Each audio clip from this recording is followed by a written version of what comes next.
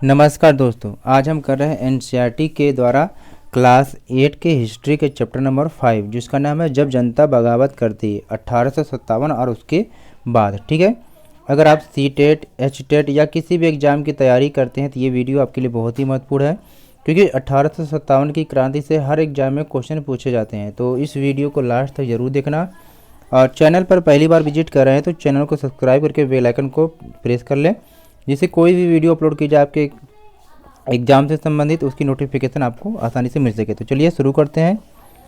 NCERT class 8 history chapter number 5 जब जनता बगावत करती है। ठीक है, चलिए आगे देखते हैं। तो यहाँ पर हम क्या है एक एक चीज़ को पढ़ने वाले हैं, क्योंकि एग्जाम में एक एक पॉइंट से यानी एक एक शब्द से भी क्वेश्चन पूछते हैं। ठीक है, तो यहाँ पर आप देखेंगे नीतियाँ और लोग। ठीक है, यानी कि पिछले अध्याय में आपने ईस्ट इंडिया कंपनी की नीतियों और जनता पर उसके प्रभाव के बारे में पढ़ा है। इन नीतियों से राजाओं, रानियों, किसानों, जमींदारों, ठीक है, आदिवासियों, सिपाहियों सब पर तरह तरह के असर पड़े। आप यह भी देख चुके हैं कि जो नीतियां और कार्रवाइयां जनता के हित में नहीं होती या जो उनकी भावनाओं को ठेस पहुंचाती हैं, उनका लोग किस तरह विरोध करते हैं। आप भी देखते हैं आज के ज़माने में कि कोई भी नीति या नियम अगर जनता के खिलाफ होती है तो जनता विरोध करने लग जाती है। ठीक है, नवाबों की छिनती सत्ता। अब यहाँ पर देखेंगे नवाबों की सत्ता किस प्रकार से छिन रही थी और उससे आम लोगों के जीवन पर क्या प्रभाव पड़ा। 18वीं सदी के मध्य से ही राजाओं और नवाबों की ताकत छिनने लगी थी। उनकी सत्ता और सम्मान दोनों खत्म होते जा रहे थे। बहुत सारे दरबारों में रेजिडेंट तैनात कर दिए गए थे। स्थानीय शासकों की स्वतंत्रता घटती जा रही थी। उनकी सेनाओं को भंग कर दिया गया था। उनके राजस्व वसूली के अधिकार व इलाके एक एक करके छीने जा रहे थे। ठीक है, बहुत सारे स्थानीय शासकों ने अपने हितों की रक्षा के लिए कंपनी के साथ बातचीत भी की। उदाहरण के लिए झांसी की रानी लक्ष्मीबाई चाहती थी कि कंपनी उसके पति की मृत्यु के बाद उनके गोद लिए हुए बेटे को राजा मान ले, लेकिन ऐसा नहीं हुआ था। पेशवा बाजीराव द्वितीय के दत्तक पुत्र नाना साहब ने भी कंपनी से आग्रह किया कि उनके पिता को जो पेंशन मिलती थी वह मृत्यु के बाद उन्हें मिलने लगे। अपनी श्रेष्ठता और सैनिक ताकत के नशे में चूर कंपनी ने इन निवेदनों को भी ठुकरा दिया। अवध की रियासत अंग्रेजों के कब्जे में जाने वाली आखिरी रियासतों में से थी। 1801 में अवध पर एक सहायक संधि थोपी गई और 1856 में अंग्रेजों ने उसे अपने कब्जे में ले लिया। ठीक है, गवर्नर जनरल डलहौजी ने ऐलान कर दिया कि रियासत का शासन ठीक से नहीं चलाया जा रहा है। यानी बाकी जगहों पे क्या उन्होंने वहाँ पर कोई पुत्र नहीं था तो उसके राज्य को अपने राज्य में मिला लिया, लेकिन अवध को क्या था कि कुशासन के आरोप में उन्हें अपने राज्य में मिला लिया था। ठीक है, इसलिए शासन को क्या है दुरुस्त करने के लिए ब्रिटिश प्रभुत्व जरूरी है। कंपनी ने मुगलों के शासन को खत्म करने की भी पूरी योजना बना ली थी। कंपनी द्वारा जारी किए गए सिक्कों पर से मुगल बादशाह का नाम हटा दिया गया। 1849 में गवर्नर जनरल डलहौजी ने ऐलान किया कि बहादुर शाह जफर की मृत्यु के बाद बादशाह के परिवार को लाल किले से निकालकर उसे दिल्ली में कहीं और बसाया जाएगा। ठीक है, तो पेपर में कहीं से भी क्वेश्चन पूछा जा सकता है कि लॉर्ड डलहौजी ने कब ऐलान किया। ठीक है, तो 1849 ईस्वी है, ये भी आप नोट कर लेंगे। 1856 में गवर्नर जनरल कैनिंग ने फैसला किया कि बहादुर शाह जफर आखिरी मुगल बादशाह होंगे। अब आपके क्वेश्चन यहाँ से भी बन सकते थे। ठीक, 1856 में गवर्नर जनरल कैनिंग ने यह फैसला किया कि बहादुर शाह जफर आखिरी मुगल बादशाह होंगे। ठीक है, उनकी मृत्यु के बाद उनके किसी भी वंशज को बादशाह नहीं माना जाएगा, उन्हें केवल राजकुमारों के रूप में मान्यता दी जाएगी। ठीक है, अब यहाँ पर किसान और सिपाही। ठीक है, किसान और सिपाही गाँव में किसान और जमींदार भारी भरकम लगान और कर वसूली के सख्त तौर तरीके से परेशान थे। बहुत सारे लोग महाजनों से लिया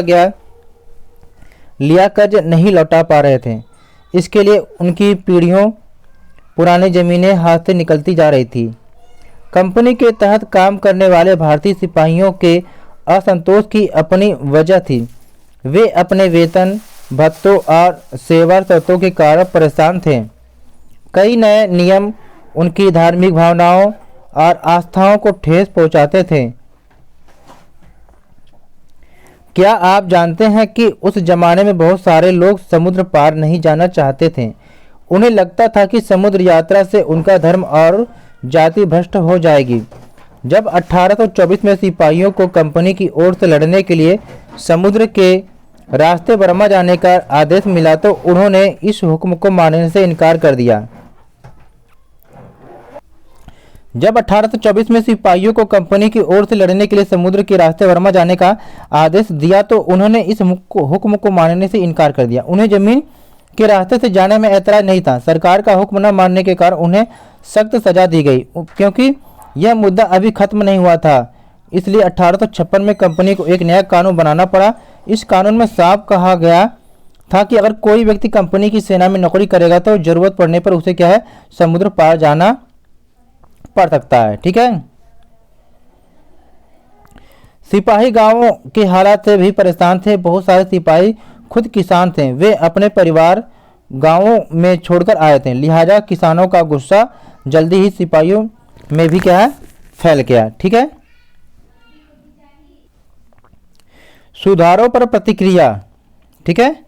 अंग्रेजों को लगता था कि भारतीय समाज को सुधारना जरूरी है। सती प्रथा को रोकने और विधवा विवाह को बढ़ावा देने के लिए कानून बनाए गए। तो ये काफ़ी अच्छे कानून थे इनके। ठीक है। सती प्रथा को आप जानते होंगे कि इसका अर्थ क्या होता है। अंग्रेजी भाषा की शिक्षा को जमकर प्रोत्साहन दिया गया। 1830 के बाद कंपनी ने ईसाई मिशनरियों को खुलकर काम करने और यहाँ तक कि जमीन व संपत्ति जुटाने की भी छूट दे दी। 1850 में एक नया कानून बनाया गया जिससे ईसाई धर्म को अपनाना और आसान हो गया। ठीक है। इस कानून में प्रावधान किया गया था कि अगर कोई भारतीय व्यक्ति ईसाई धर्म अपनाता है तो भी पुरखों की संपत्ति पर उसका अधिकार पहले जैसा ही रहेगा। यानी कि कोई व्यक्ति अगर ईसाई धर्म अपनाता है तो उसकी क्या है, पुरखों की जमीन पर अधिकार पहले की जैसे ही बना रहेगा। ठीक है। यानी कि यहाँ पर प्रलोभन दिया गया। ठीक है। अब आगे देखेंगे कि बहुत सारे भारतीयों को यकीन हो गया था कि अंग्रेज उनका धर्म, उनके सामाजिक रीति रिवाज और परंपराएं, जीवन शैली को नष्ट कर रहे हैं। ठीक है। दूसरी तरफ ऐसे भारतीय भी थे जो मौजूदा सामाजिक व्यवस्था में बदलाव चाहते थे। इन सुधारों और उनके सुधार आंदोलनों के बारे में आप अध्याय 6 में पढ़ेंगे। ठीक है। जनता की नज़र से, अब जनता किस तरह से सोचती थी जनता की नज़र में, तो यहाँ पर दिया है कि उस जमाने में लोग अंग्रेज शासन के बारे में क्या सोचते थे। इसका जायजा आपको क्या स्रोत 1 और 2 में पढ़ना है। ठीक है। तो स्रोत 1 और 2 को पढ़ना है आपको है। तो यहाँ पर स्रोत 1 और 2 को हम बहुत जल्दी पढ़ेंगे फास्ट, क्योंकि एग्जाम में क्वेश्चन यहाँ से भी पूछा जा सकता है। तो 84 नियमों की सूची क्या है। यहाँ महाराष्ट्र के एक गांव में रहने वाले ब्राह्मण विष्णु भट्ट गोडसे द्वारा लिखित पुस्तक मांझा प्रवास। पेपर में आपसे ये भी पूछा जा सकता है कि भाई मांझा प्रवास किसने लिखा। तो ये विष्णु भट्ट गोडसे के द्वारा लिखा गया है। तो ये भी आप नोट कर लेंगे, पॉइंट से क्वेश्चन बनता है। ठीक है। विष्णु भट्ट और उनके चाचा मथुरा में आयोजित किए जा रहे एक यज्ञ में भाग लेने के लिए निकले। विष्णु भट्ट लिखते हैं कि रास्ते में उनकी मुलाकात कुछ सिपाहियों से हुई जिन्होंने उन्हें सलाह दी कि वे वापस लौट जाएं, क्योंकि 3 दिन के भीतर चारों तरफ कोहराम मच जाएगा। सिपाहियों ने जो कहा वह इस प्रकार का था। ठीक है। अंग्रेज सरकार हिंदुओं और मुसलमानों के धर्म को नष्ट करने पर आमदा है। उन्होंने 84 नियमों की एक सूची बनाई है और कलकत्ता में सारे राजा और राजकुमारों की मौजूदगी में उसका ऐलान कर दिया है। उन्होंने सिपाहियों बताया कि राजा इस नियमों को मानने के लिए तैयार नहीं है। उन्होंने अंग्रेजों को घातक परिणामों की चेतावनी दी है। राजाओं ने कहा है कि अगर ये नियम लागू किए गए तो भारी उथल पुथल मच जाएगी, कि राजा भारी गुस्से में अपनी राजधानियों को लौट गए हैं। तमाम बड़े लोग योजनाएं बना रहे हैं। धर्म युद्ध के लिए तारीख तय कर ली गई थी और मेरठ छावनी से एक गुप्त योजना तैयार करके विभिन्न छावनियों में भेजी गई थी। ठीक है। अब आगे देखिए स्रोत 2 को देखते हैं कि जल्दी ही हर टुकड़ी में उत्तेजना छा गई। उस दौर की एक और झलक सूबेदार सीताराम पांडे के संस्मरणों में मिलती है। सीताराम पांडे को 1812 में बंगाल नेटिव आर्मी में सिपाही के तौर पर भर्ती किया गया था। उन्होंने 48 साल तक नौकरी की और 1860 में वे सेवानिवृत्त यानी रिटायरमेंट हो गए।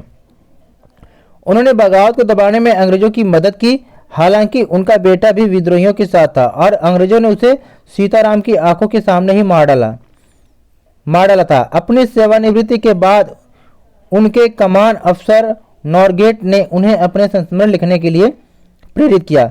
सीताराम ने 1861 में अवधी भाषा में अपने संस्मरण लिखे, जिनका नॉरगेट ने अंग्रेजी में अनुवाद किया और फ्रॉम सिपाही टू सूबेदार के नाम से प्रकाशित करवाया। ठीक है, अब देखिए यहाँ पर सीताराम के भी क्या यानी कि अवधी भाषा में संस्करण था और जिसका क्या है नॉरगेट ने अंग्रेजी में अनुवाद किया था। ठीक है, तो आपसे यह भी पूछा जा सकता है कि सीताराम के द्वारा जो लिखा गया संस्मरण था उसको अंग्रेजी भाषा में किसने अनुवाद करवाया था। ठीक है, या उसका नाम क्या था, तो फ्रॉम सिपाही टू सूबेदार, यानी सिपाही से सूबेदार तक। ठीक है, अब इसमें क्या लिखा गया है देखते हैं।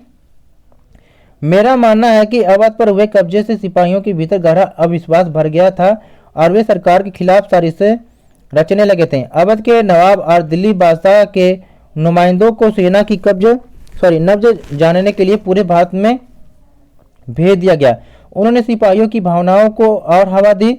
उन्होंने सिपाहियों को बताया कि विदेशियों ने बादशाह के साथ कितना बड़ा धोखा दिया। उन्होंने हजार झूठ गढ़ डाले और सिपाहियों को अपने मालिकों अंग्रेजों के खिलाफ बगावत करने के लिए उकसाया ताकि दिल्ली में बादशाह को दोबारा गद्दी पर बैठाया जा सके। उनकी दलील थी कि अगर सिपाही मिलकर काम करें और इन सुझावों पर अमल करें तो सेना ऐसा कर सकती है। ठीक है, चित्र में आप देख पा रहे होंगे किस प्रकार से। ठीक है, यानी मेरठ में विद्रोही सिपाही अफसर पर हमला कर रहे थे। ठीक है, उनके घरों में घुस जाते थे और इमारतों में आग लगा देते थे। ठीक है, आगे देखिए।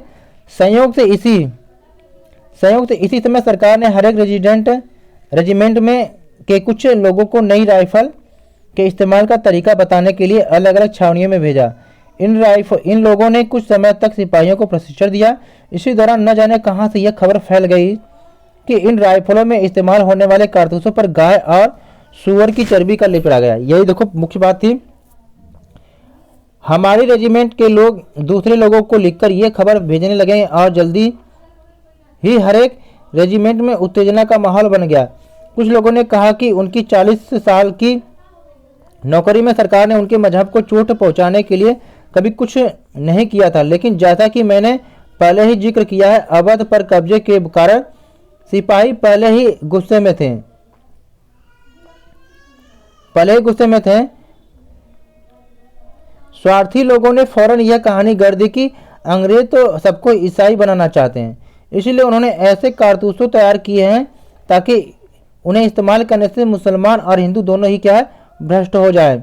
कर्नल साहब का मानना था कि यह बेचैनी जो उन्हें भी साफ दिखाई दे रही थी इस बार भी अपने आप खत्म हो जाएगी और उन्होंने मुझे घर चल जाने की हिदायत दी। ठीक है, आगे फिर देखते हैं।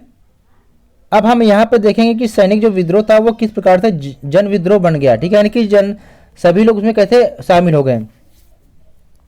सैनिक विद्रोह का मतलब होता है कि जब सिपाही इकट्ठा होकर अपने सैनिक अफसरों का हुक्म मानने से इनकार कर देते हैं। ठीक है, यद्यपि शासक और प्रजा के बीच संघर्ष कोई अनोखी बात नहीं होती, लेकिन कभी कभी ये संघर्ष इतने फैल जाते हैं कि राज्य की सत्ता छिन्न भिन्न हो जाती है। बहुत सारे लोग मानते हैं कि उन सबका शत्रु एक है, इसलिए वे सभी कुछ करना चाहते हैं। इस तरह की स्थिति में हालात अपने हाथ में लेने के लिए लोगों को संगठित होना पड़ता है। उन्हें संचार, पहलकदमी और आत्मविश्वास का परिचय देना होता है। ठीक है, भारत के उत्तरी भागों में 1857 में ऐसी ही स्थिति पैदा हो गई थी। फतह और शासन के 100 साल बाद ईस्ट इंडिया कंपनी को एक भारी विद्रोह से जूझना पड़ रहा था। मई 1857 में शुरू हुई इस बगावत ने भारत में कंपनी का अस्तित्व ही खतरे में डाल दिया था। मेरठ से शुरू करके सिपाहियों ने कई जगह बगावत की। समाज के विभिन्न तबकों के असंख्य लोग विद्रोही तेवरों के साथ उठ खड़े हुए। कुछ लोग मानते हैं कि 19वीं सदी में उपनिवेशवाद के खिलाफ दुनिया भर में यह विद्रोह सशस्त्र संघर्ष था। अब यहाँ पर चित्र में आप देख पा रहे हैं कैसे क्या है विद्रोह रहा, यानी कि मेरठ से दिल्ली तक, यानी कि विद्रोह की शुरुआत जो हुआ था मेरठ से हुआ था और ये दिल्ली तक फैल गया। इसको आप देखिए, मेरठ से दिल्ली तक 8 अप्रैल 1857 को युवा सिपाही मंगल पांडे को बैरकपुर में अपने अफसरों पर हमला करने के आरोप में फांसी पर लटका दिया गया। यानी पेपर में आपसे पूछा जा सकता है कि मंगल पांडे को फांसी पर कब लटकाया गया, तो 8 अप्रैल 1857। ठीक है। चंद दिन बाद मेरठ में तैनात कुछ सिपाहियों ने नए कारतूसों के साथ फौजी अभ्यास करने से इनकार कर दिया। सिपाहियों को लगता था कि उन कारतूसों पर गाय और सुअर की चर्बी का लेप चढ़ाया गया था। 85 सिपाहियों को नौकरी से निकाल दिया गया। उन्हें अपने अफसरों का हुक्म न मानने के आरोप में 10-10 साल की सजा भी दी गई। यह 9 मई 1857 की बात है। ठीक है।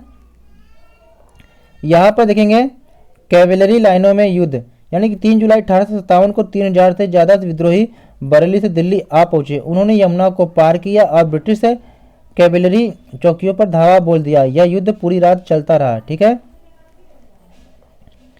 मेरठ में तैनात दूसरे भारतीय सिपाहियों की प्रतिक्रिया बहुत जबरदस्त रही। 10 मई को सिपाहियों ने मेरठ की जेल पर धावा बोलकर वहां बंद सिपाहियों को आज़ाद करा लिया। यानी कि 1857 की क्रांति 10 मई को शुरू हुई थी।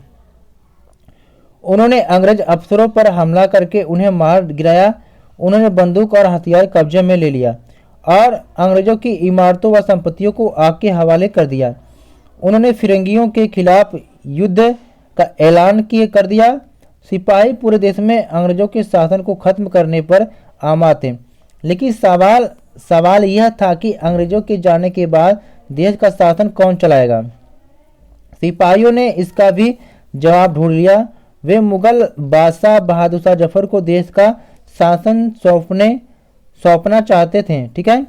आप देख पा रहे होंगे कि मंगल पांडे की स्मृति में क्या है, डाक टिकट को जारी किया गया था।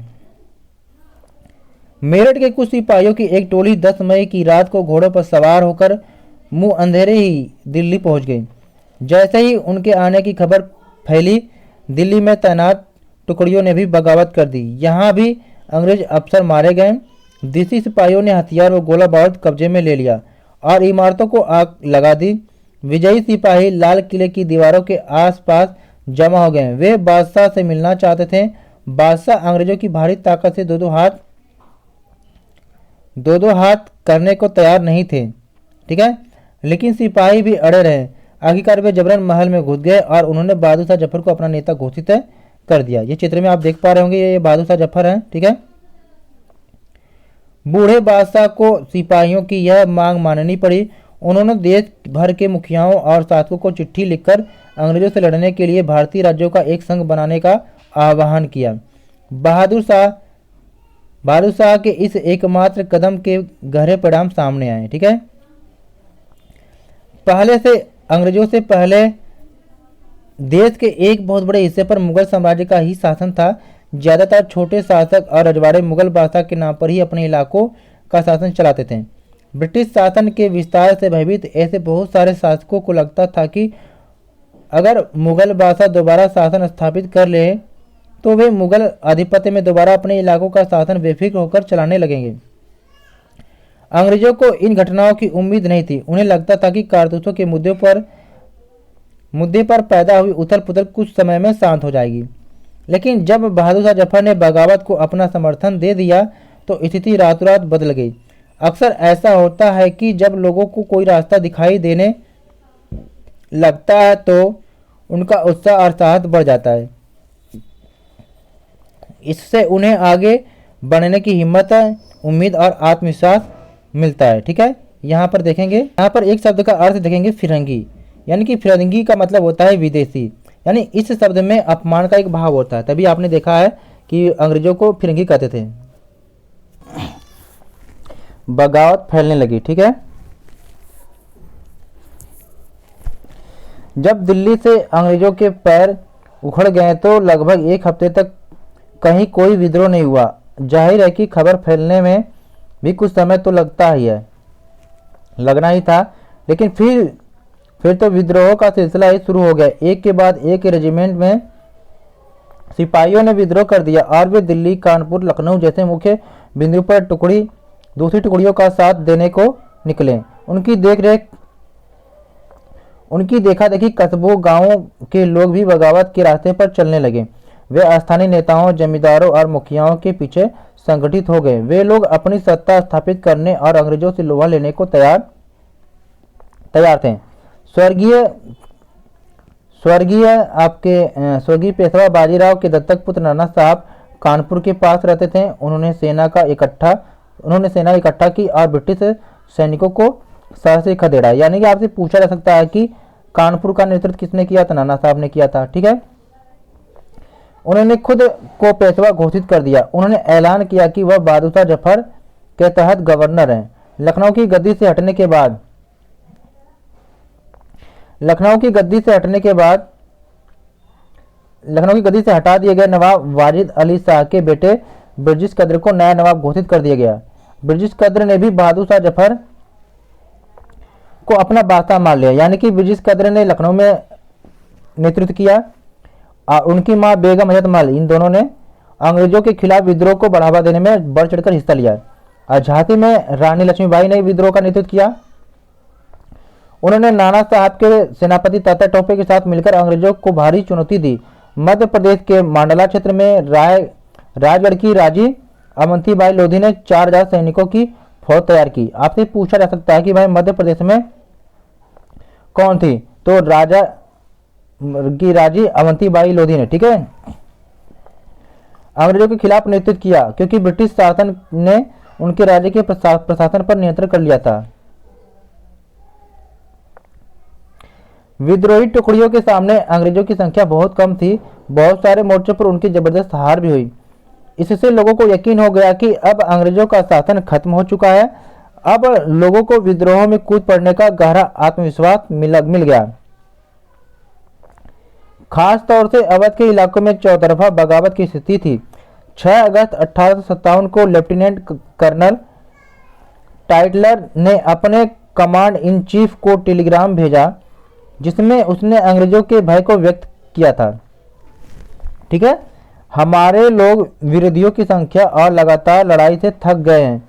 एक एक गांव हमारे खिलाफ है, जमींदार भी हमारे खिलाफ खड़े हो गए। देखिए, ये स्टेटमेंट भी पूछा सकता है कि किसने लिखा है, तो आपको याद होना चाहिए कि लेफ्टिनेंट कर्नल टाइटलर ने। ठीक है, आगे देखिए, इस दौरान बहुत सारे महत्वपूर्ण नेता सामने आए। उदाहरण के लिए फैजाबाद में मौलवी अहमदुल्ला शाह ने भविष्यवाणी कर दी कि अंग्रेजों का शासन जल्द ही खत्म हो जाएगा। वह समझ चुके थे कि जनता क्या चाहती है। इसी आधार पर उन्होंने अपने समर्थकों को एक विशाल संख्या जुटा ली। अपने समर्थकों के साथ वे भी अंग्रेजों से लड़ने लखनऊ जा पहुंचे हैं। दिल्ली में अंग्रेजों का सफाया करने के लिए बहुत सारी गाजी यानी धर्मयोद्धा इकट्ठा हो गए। बरेली के सिपाही बख्त खान ने लड़ाकों की एक विशाल टुकड़ी के साथ दिल्ली की ओर कूच कर दिया। इस बगावत में एक मुख्य व्यक्ति साबित हुए बिहार के एक पुराने जमींदार कुंवर सिंह ने। यानी कि बिहार में कुंवर सिंह ने विद्रोही सिपाहियों का साथ दिया और महीनों तक अंग्रेजों से लड़ाई लड़ी। तमाम इलाकों के नेता और लड़ाके इस युद्ध में हिस्सा ले रहे थे। ठीक है,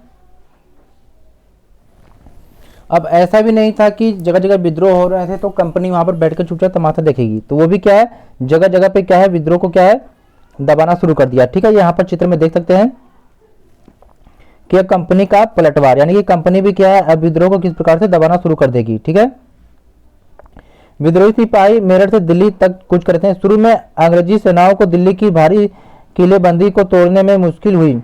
3 सितंबर 1857 को अंग्रेजी सेनाओं को और ज्यादा हथियार, गोले आदि पहुंचाए गए। ये गाड़ियों पर लदे हुए जिन्हें हाथी खींच रहे हैं और इनकी कतार 7 मील लंबी है। ठीक है, आप देखिए कंपनी का पलटवार, यानी कंपनी की तरफ से अपने विद्रोह को दबाया उसने। इस उथल पुथल के बावजूद अंग्रेजों ने हिम्मत नहीं छोड़ी। कंपनी ने अपनी पूरी ताकत लगाकर विद्रोह को कुचलने का फैसला किया। उन्होंने इंग्लैंड से और फौजी मंगवाए, विद्रोहियों को जल्द सजा देने के लिए नए कारतूस बनाए और विद्रोह के मुख्य केंद्रों पर धावा बोल दिया। सितंबर 1857 में दिल्ली दोबारा अंग्रेजों के कब्जे में आ गई। अंतिम मुगल बादशाह जफर पर मुकदमा चलाया गया और उन्हें आजीवन कारावास की सजा दी गई। उनके बेटों को उनके आंखों के सामने गोली मार दी गई। बहादुर शाह और उनकी पत्नी बेगम जीनत महल, देखिए बहादुर शाह जफर की बीवी का नाम क्या था, जीनत महल, को अक्टूबर 1858 में रंगून जेल में भेज दिया गया। ठीक है, इसी जेल में नवंबर 1862 में बहादुर शाह जफर ने अंतिम सांस ली, यानी कि 1862 में बहादुर शाह जफर की मृत्यु हो गई, ये भी आपसे पूछा जा सकता है। ठीक है, दिल्ली पर अंग्रेजों का कब्जा हो जाने का यह मतलब नहीं था कि विद्रोह खत्म हो चुका है। इसके बाद भी लोग अंग्रेजों से टक्कर लेते रहे। व्यापक बगावत की विशाल ताकत को कुचलने के लिए अंग्रेजों को अगले 2 साल तक लड़ाई लड़नी पड़ी। मार्च 1858 में लखनऊ अंग्रेजों के कब्जे में चला गया। जून 1858 में रानी लक्ष्मीबाई की शिकस्त हुई। देखिए, आपसे सब पूछा सकता है कि मार्च 1858 में लखनऊ दोबारा से अंग्रेजों के कब्जे में चला गया। जून 1858 में रानी लक्ष्मीबाई की पराजय हो गई और उन्हें मार दिया गया। दुर्भाग्यवश ऐसा ही रानी अवंतीबाई लोधी के साथ भी हुआ। खेड़ी की शुरुआत विजय के बाद उन्होंने अपने आप को अंग्रेजी फौज से घिरा पाया और वे शहीद हो गई। ठीक है, आगे देखिए, तात्या टोपे मध्य भारत के जंगलों में रहते हुए आदिवासी और किसानों की सहायता से छापामार युद्ध चलाते रहे। देखो, पेपर में आपसे यह भी पूछा जा सकता है कि भारत के जंगलों में आदिवासी और किसानों की सहायता से कौन छापामार युद्ध चलाता रहा, तो ये तात्या टोपे थे। ठीक है, जिस तरह पहले अंग्रेजों के खिलाफ मिली सफलताओं से विद्रोहों को उत्साह मिला था, उसी तरह विद्रोही ताकतों की हार से लोगों की हिम्मत भी टूटने लगी। बहुत सारे लोगों ने विद्रोहियों का साथ छोड़ दिया। अंग्रेजों ने भी लोगों का विश्वास जीतने के लिए हर संभव प्रयास किया। उन्होंने वफादार भूस्वामी, चित्र में देख रहे हैं, भूस्वामियों के लिए इनाम का भी ऐलान कर दिया। उन्हें आश्वासन दिया कि उनकी जमीन पर उनके परंपरागत अधिकार बने रहेंगे। जिन्होंने विद्रोह किया था उनसे कहा गया कि अगर वे अंग्रेजों के सामने समर्पण कर देते हैं और अगर उन्होंने किसी अंग्रेज की हत्या नहीं की तो वे सुरक्षित रहेंगे और जमीन पर उनके अधिकार और दावेदारी बनी रहेगी। इसके बावजूद सैकड़ों सिपाहियों, विद्रोहियों, नवाबों और राजाओं पर मुकदमे चलाए गए और उन्हें फांसी पर लटका दिया गया। विद्रोह के बाद क्या नया नया परिवर्तन हुआ, ये आपको जानना है। देखिए, ये यहाँ से इंपॉर्टेंट है, यहाँ से क्वेश्चन अक्सर बनता है। ठीक है, आप देखेंगे। ठीक है, अंग्रेजों ने जो अहम बदलाव की इसको आपको देखना है। पहले पॉइंट में देखेंगे, ब्रिटिश संसद ने 1858 में एक नया कानून पास किया और ईस्ट इंडिया कंपनी के सारे अधिकार ब्रिटिश साम्राज्य के हाथ में चला गया। पहला पॉइंट यहीं पर है कि ईस्ट इंडिया कंपनी के जो सारे अधिकार थे ब्रिटिश साम्राज्य के हाथ में सौंप दिए गए ताकि भारतीय मामलों को ज़्यादा बेहतर ढंग से संभाला जा सके। ब्रिटिश मंत्रिमंडल के एक सदस्य को भारत मंत्री के रूप में नियुक्त किया गया। ठीक है, नियुक्त किया गया। उसे भारत के शासन से संबंधित मामलों को संभालने का जिम्मा सौंपा गया। उसे सलाह देने के लिए एक परिषद का गठन किया गया जिसे इंडिया काउंसिल कहा जाता है। ठीक है, इंडिया काउंसिल। भारत के गवर्नर जनरल को वायसराय का वादा दिया गया। यानी देखिए, 1858 में जो भारत का जो गवर्नर जनरल होता था, अब उसका नया नाम चेंज कर दिया गया वायसराय। तो आपसे क्वेश्चन यही पूछता है। ठीक है ना, आगे देखिए, इस प्रकार उसे इंग्लैंड के राजा और रानी का निजी सचिव घोषित कर दिया गया। फलस्वरूप अंग्रेज सरकार ने भारत के शासन की जिम्मेदारी सीधे अपने हाथ में ले ली। अब आगे देखिए, दूसरे पॉइंट में क्या है कि देश के सभी शासकों को भरोसा दिया गया कि भविष्य में कभी भी उसके भू क्षेत्र पर कब्जा नहीं किया जाएगा।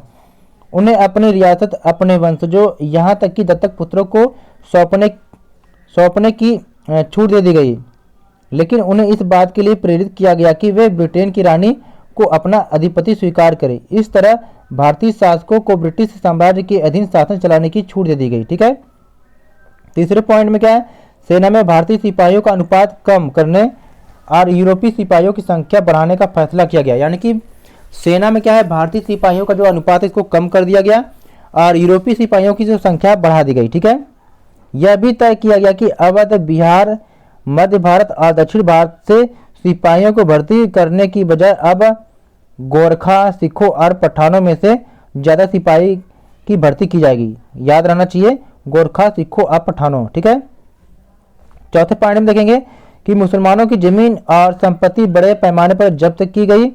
उन्हें संदेह व शत्रुता के भाव से देखा जाने लगा। अंग्रेजों को लगता था कि यह विद्रोह उन्होंने ही खड़ा किया था। पांचवें नंबर पे क्या है, अंग्रेजों ने फैसला किया कि वे भारत के लोगों के धर्म और सामाजिक रीति रिवाजों का सम्मान करेंगे। ठीक है, अब पांचवें नंबर पे क्या है, आगे भूस्वामियों और जमींदारों की रक्षा करने तथा जमीन पर उनके अधिकारों को स्थायित्व देने के लिए नीतियां बनाई गई। ठीक है, इस प्रकार से आप देखेंगे कि 1857 के बाद इतिहास का एक नया चरण शुरू हो गया। ठीक है, यानी 1857 की जो क्रांति के जो केंद्र थे उसमें आपका मेरठ था, बरेली, फैजाबाद, लखनऊ, कानपुर, झांसी और दिल्ली, यानी ये मेन केंद्र थे, बाकी ये सब गौड़ थे। ठीक है, आगे देखेंगे। अब खुर्दा संग्राम का एक केस स्टडी है, इसको आप पढ़ लेंगे। ठीक है, चलिए जल्दी देख लीजिए, हो सकता है क्वेश्चन इसमें से भी आ जाए कि 1857 की घटना के बहुत पहले उसी प्रकार की ये घटना 1817 में क्या है, खुर्दा नामक स्थान पर घटित हुई थी। हमारे लिए उस घटना का अध्ययन करना और इस बात पर विचार करना की शिक्षाप्रद होगा कि कैसे अंग्रेजों की औपनिवेशिक नीतियों के खिलाफ 19वीं सदी की शुरुआत में देश के विभिन्न हिस्सों में असंतोष होने लगा था। ठीक है, अब खुर्दा जो था ये क्या है, ओडिशा के दक्षिण पूर्वी भाग में एक छोटा सा राज्य था। 19वीं शताब्दी की शुरुआत में 105 गढ़ों, जिसमें 60 बड़े और 1109 छोटे गांव समित थे, एक जनबहुल उपजाऊ क्षेत्र था। इसके शासक राजा वीर किशोर देव को स्व अधिकृत 4 परगनों तथा जगन्नाथ मंदिर के संचालन अधिकार समेत 14 क्या है गढ़ जातों के प्रशासनिक उत्तरदायित्व को पूर्व में दबाव में आकर मराठाओं को सौंप देना पड़ा था। बाकी इसे आप पढ़ लेंगे। ठीक है, वीडियो को पॉज करके देख लेंगे या स्क्रीनशॉट लेके, क्योंकि ज़्यादा पढ़ेंगे तो वीडियो लंबी हो जाएगी। ठीक है, जल्दी इसको आप पढ़ लेंगे, हो सकता है इसमें भी कुछ क्वेश्चन आ जाएंगे। ठीक है, यहाँ पर एक पॉइंट देखेंगे जो इंपॉर्टेंट है, यानी कि राज्य के जो पुरुष सैनिक वर्ग थे उनको क्या पाइक कहते हैं, तो हो सकता है ये क्वेश्चन आपसे बन जाए। ठीक है, तो यही पॉइंट आपको बस देखना है। ठीक है, आपको अब यहाँ पर आपको एक चीज़ ध्यान देना है कि यहाँ पर कभी पूछा जा सकता है कि बख्शी जगबंधु के नाम से किसको जानते हैं। ठीक है, तो ये है कि आपके यहाँ पर देखेंगे खुर्दा के विस्थापित राजा वंशानुगत सेनानायक जगबंधु विद्याधर महापात्र भ्रमर राय, जिन्हें लोग क्या है जगबंधु के नाम से जानते हैं, तो ये जगबंधु आपके यही है। ठीक है, चलिए बाकी इसे आप पढ़ लेंगे। ठीक है, वीडियो को पॉज करके एक बार आराम से पढ़ लेंगे, कुछ क्वेश्चन साइज में से भी आ सकते हैं। ठीक है, जल्दी आप देख लेंगे, तो इसमें आप देखेंगे क्या क्या दिया गया है। ठीक है, तो यहाँ पर हमने इस चैप्टर को कंप्लीट कर लिया है। वीडियो को लाइक, शेयर और चैनल को सब्सक्राइब करके बेल आइकन को प्रेस कर लेंगे, क्योंकि कोई भी वीडियो अपलोड की जाएगी एनसीईआरटी की या आपकी क्लास के संबंधित या आपके एग्जाम से संबंधित, तो आपको आसानी से मिल सकेंगी। ठीक है, थैंक्स फॉर वॉचिंग।